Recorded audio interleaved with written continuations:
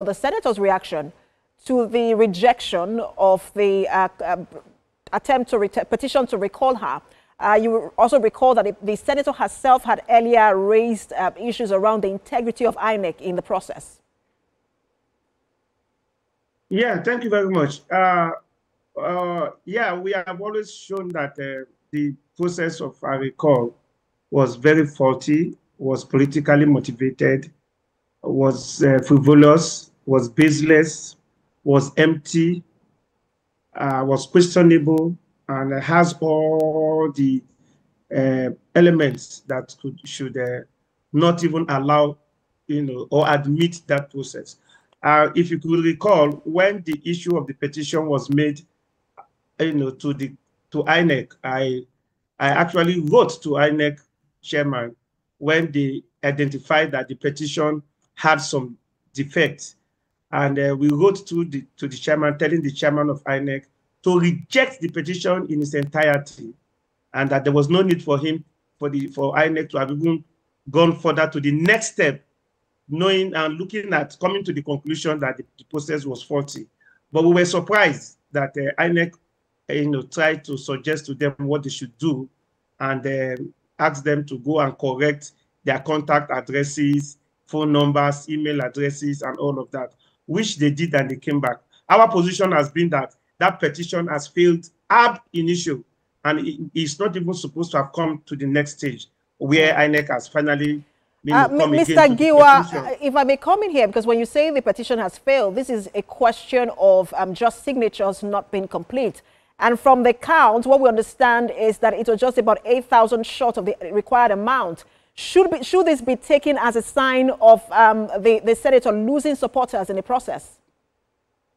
No. You can't even come to that conclusion, because the first port of call is to determine whether or not those signatures were even signatures of human beings, whether they are signatures, whether they might be images of animals or whatever. Because, I mean, these are signatures that you don't know where they came from, and we have pictures of people staying in a particular place, putting up signatures. That was why the first thing the other thing we did was to write a petition to the IG that those bags of acclaimed signature they brought and INEC just counted, that they were forged.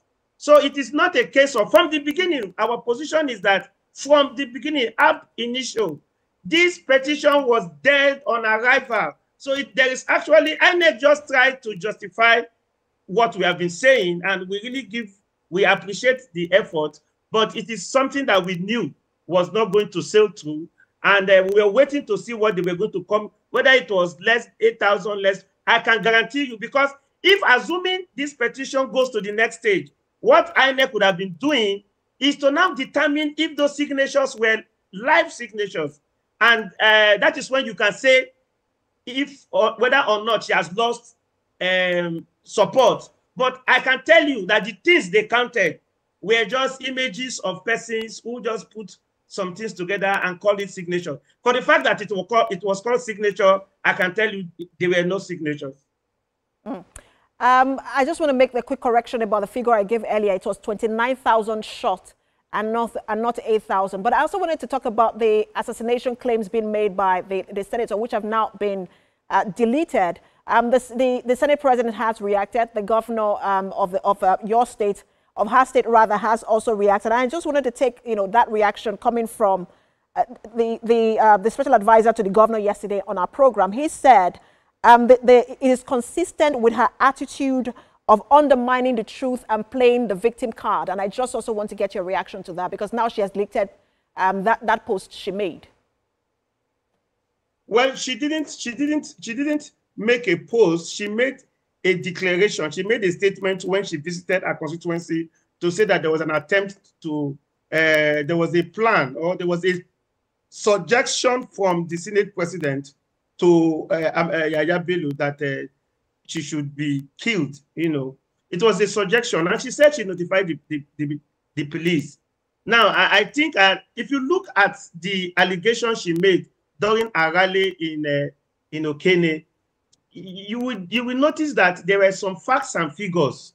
She said, she quoted two particular incidents, that at 10:30 p.m., Akpoti called the governor Ododo, the governor of Kogi State, that 2 days before that day, he called, 10:30 p.m., he called Yaya Bello. 2 days before that day, he had called Governor Ododo of Kogi State. And that Yaya Bello was brought to Akpabio from Hilton Hotel by a senator called Asukwo. These are live names. And funny enough, these persons have not come up to say, no, these facts you have put before us, it's not correct. I don't know, there is nobody called Asukwo.